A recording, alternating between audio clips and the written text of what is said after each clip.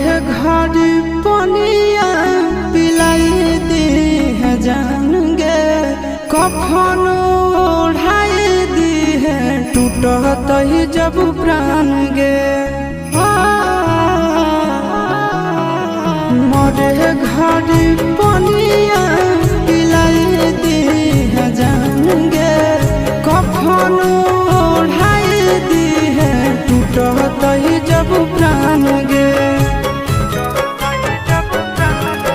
हगे हमारा से तोरा जाती प्यार होता भेंट सक छात कर लगे।